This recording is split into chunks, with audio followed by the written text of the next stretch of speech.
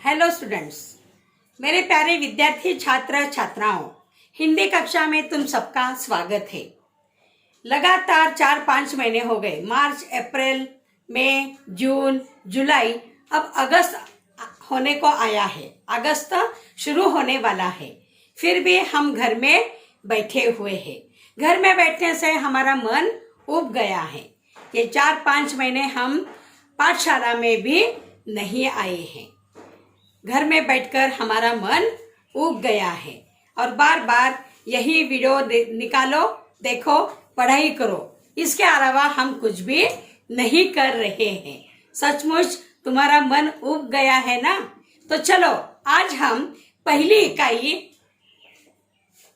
पाठ 5वां गोवा जैसे मैंने देखा, रचनाकार विनय शर्मा जी के साथ आज हम गोवा देखकर हमारा मन प्रसन्न कर लेंगे। तो सबसे पहले आज हम यात्रा वर्णन, यह एक यात्रा वर्णन है। यहाँ पर लेखक परिचय, फिर लेखक ने इसमें गोवा के सुंदर समुद्र किनारों, वहाँ की जीवन शैली, त्योहार आदि का वर्णन बड़े ही सुंदर ढंग से कैसे किया है, इसे आज हम देखेंगे, सुनेंगे, समझेंगे, उसका अनुभव भी महसूस करेंगे। तो गोवा जाने के बाद वहाँ की सुंदरता, वहाँ की जीवन शैली, वहाँ के संस्कृति, उसको हम सुनकर हमारा भी मन प्रसन्न करेंगे। तो चलो आज चलते हैं रचनाकार विनय शर्मा जी के साथ गोवा देखकर आएंगे। हमारा मन उतना ही बहल जाएगा। सबसे पहले हम कवि परिचय सुनेंगे। इस पाठ के लेखक विनय शर्मा जी हैं। इनका अधिकांश लेखन उनके अनुभवों पर आधारित रहा है। इनकी रचनाएं पत्र पत्रिकाओं में नियमित छपती रहती हैं। यात्रा वृत्तांत इनकी पसंदीदा विधा है। साथ ही अपने व्यंग्य और ललित निबंध भी लिखे हैं।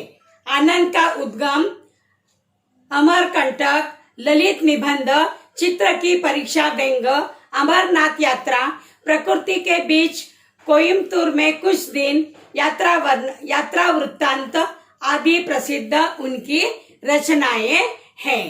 पाठ के बारे में थोड़ा विशेष विषय प्रवेश जानकारी भी हम सुनेंगे।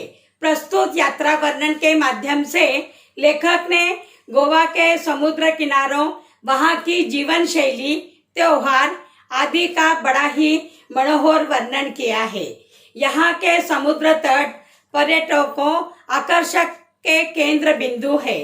पश्चिमी फैशन के साथ अपने आप को ढालते हुए भी गोवा अपनी भारतीय परंपरा और सभ्यता को नहीं भूला है।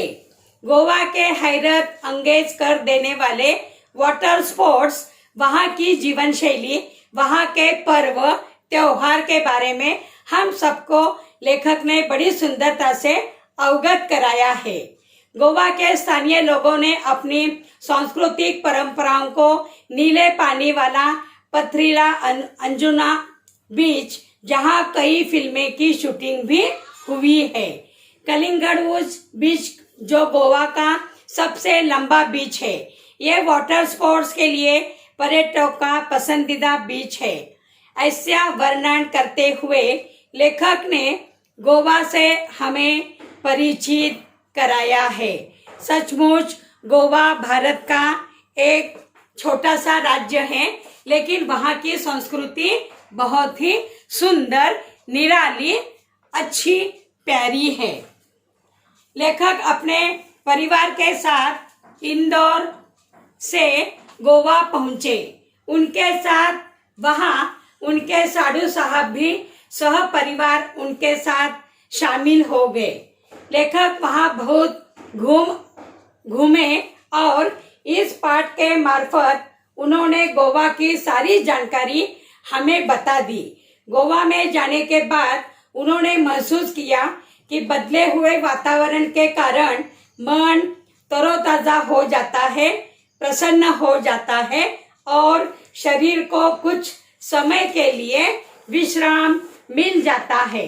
उन्होंने हमें यह भी बता दिया है कि जब जीवन की कई समस्याओं से हम जूझ रहे हैं तो उससे निजात पाने के लिए, निजात पाना यानी मुक्ति पाने के लिए, छुटकारा पाने के लिए सबसे अच्छा तरीका पर्यटन ही होता है।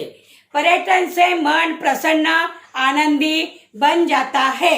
लेखक ने हमें गोवा की सारी जानकारी भी बता दी।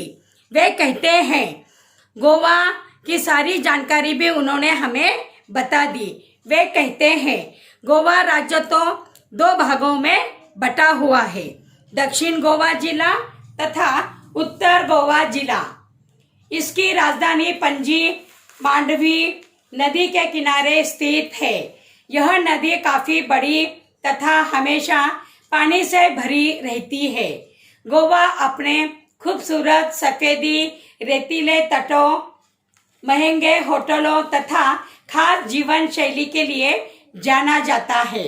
इसके बावजूद यह अपने एक सांस्कृतिक विरासत भी समेटे हुए हैं। यहाँ की शाम बड़ी ही अच्छी होती है। शाम का आनंद लेने के लिए वे बेनालियम बीच की ओर चले। जैसे जैसे शाम होती है, गोवा मस्ती में डूबने लगता है।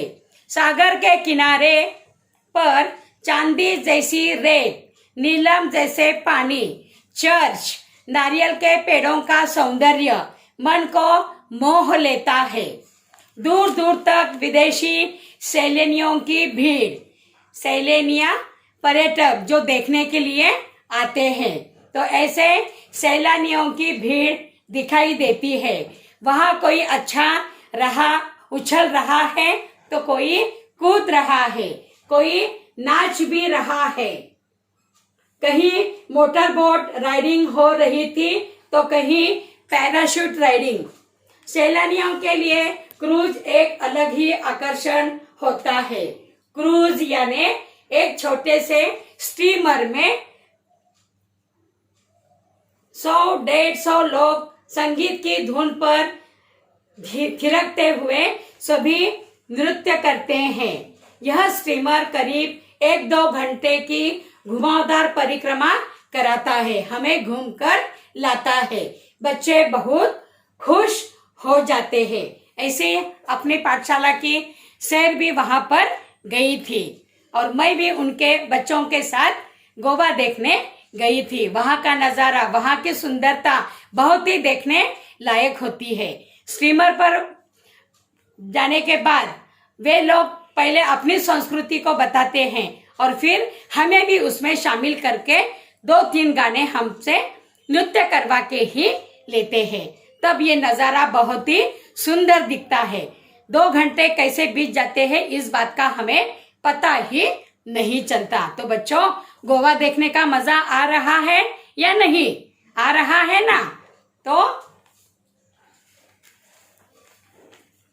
गोवा प्रांत राज्य अपनी प्राकृतिक सुंदरता और अनोखी संस्कृति के लिए प्रसिद्ध है।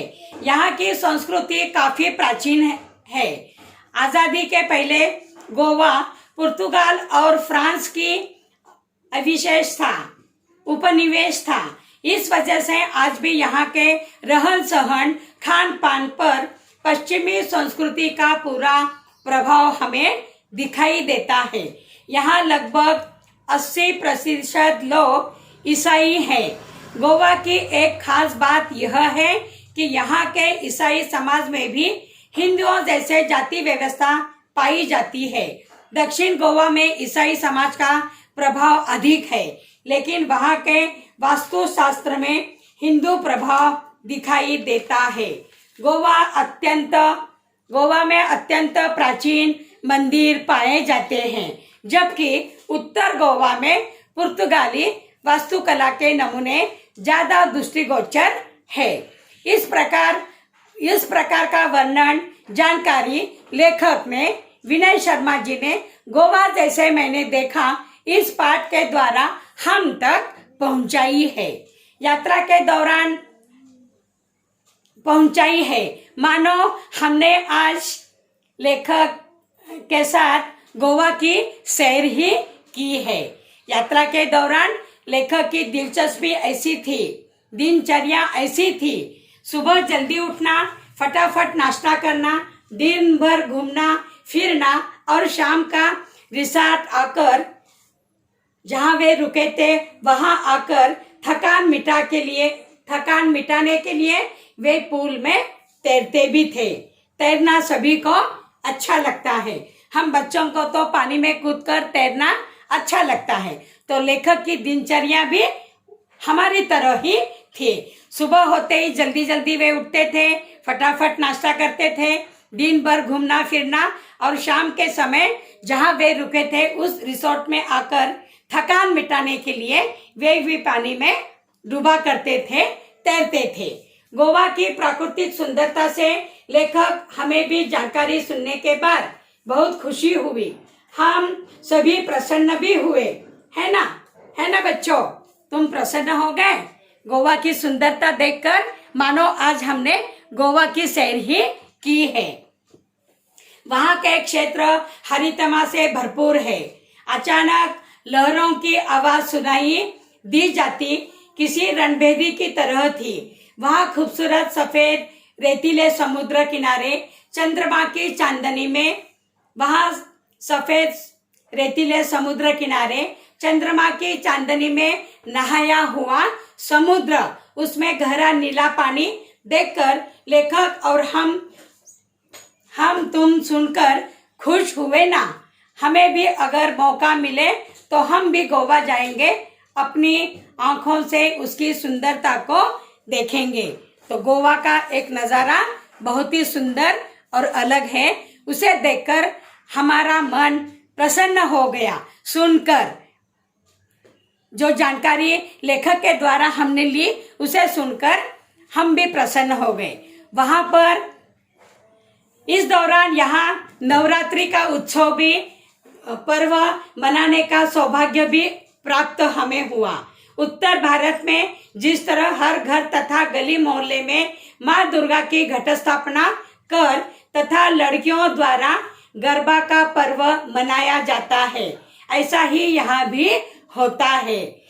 रावण का पुतला कहीं भी नहीं जलाया जाता है। सुबह से लोग अपने वाहनों की सफाई कर उनकी पूजा करते हैं और शाम को भगवान की एक पालकी मंदिर ले जाती है। इसके बाद एक पेड़ विशेष की पत्तियां तोड़कर लोग एक दूसरे को देकर बधाई देते हैं। सबकी अपनी अपनी सांस्कृतिक परंपरा होती है, जैसे गोवा की भी। इतने में कम दिनों में गोवा का पूरा देख समझ तो नहीं पाया, पर इतने जरूर समझा गया कि पश्चिमी फैशन और सभ्यता में रचा बसा होने के बावजूद यह भारतीय संस्कृति को पूरी तरह से आत्मसात किए हुए है। पर्यटक फैशन के रंग में कुछ देर के लिए भले ही स्वयं को रंग कर चले जाते हो, लेकिन स्थानीय लोग अपनी सांस्कृतिक परंपरा की उंगली अब भी पकड़े हुए वहां पर मौजूद है। तो ये गोवा की सुंदरता हमने सुन ली। मानो थोड़ी देर के लिए हम सैर ही करके आए हैं। तो गोवा कैसे लगा? बहुत अच्छा। 4-5 महीने हम लगातार घर में बैठ के उब गए थे। मानो आज हमने लेखक विनय शर्मा जी के साथ गोवा की सैर ही की है। गोवा का सुंदर नजारा, वहाँ के हरे भरे खेत, नारियल के पेड़, समुद्र की उथांग जल, यह देखकर हमारा मन भी बहुत प्रसन्न हुआ। थोड़ी देर के लिए क्यों न हो, हम गोवा देखकर वापस लौटे। समझ में आ गया? तो इस प्रकार लेखक अपने परिवार के साथ, उनके साड़ू भी थे, साड़ू यानी उनके पत्नी के बहन के पति, उनके साथ भी उन्होंने इसकी सैर की थी।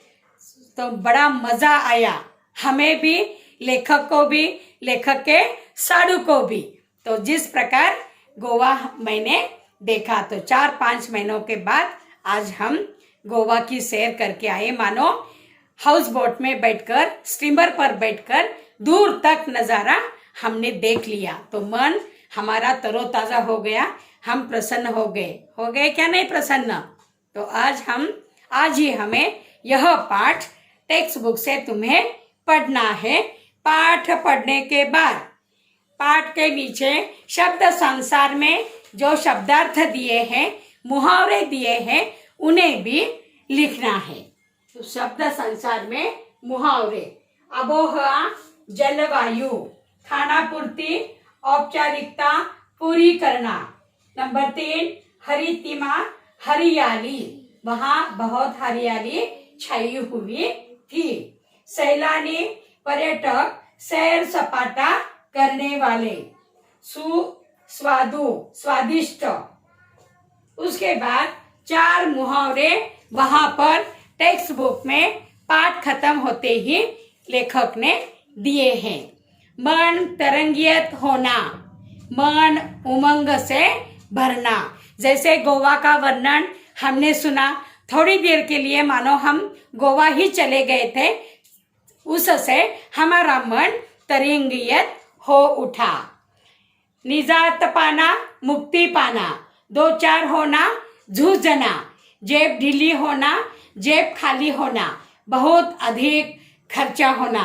जैसे गोवा देखने के लिए हम गए तो वहां पर हमारा बहुत सारा खर्चा हो जाता है। मनपसंद खिलौने, मनपसंद खाने की चीजें, बड़े बड़े महंगे होटल्स, उसकी वजह से हमारी ये जेब खाली हो जाती है। यानी जेब में हम जितना भी पैसा ले जाए पूरा खत्म करके ही वापस घर लौटते हैं।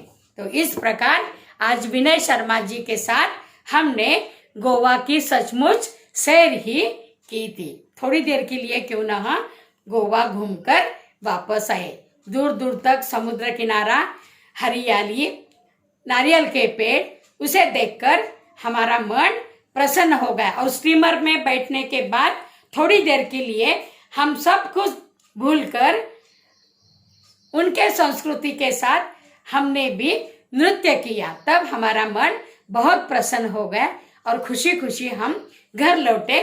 घर लौटने के बाद शाम के समय इस पाठ का वाचन किया, शब्द संसार में शब्द भी लिखे, मुहावरों को भी लिखा। तो समझ में आ गए सभी को। तो आज हमने किसकी सैर की? गोवा। लेखक गोवा की सैर करने गए थे, लेकिन लेखक ने जो जानकारी हमें गोवा की दी, मानो उन्हीं के साथ हम आज गोवा देखकर आ गए और थोड़ी देर के लिए हमारा मन प्रसन्न हो गया और हम पढ़ाई के लिए बैठ गए। समझ में आ गया सभी को? धन्यवाद।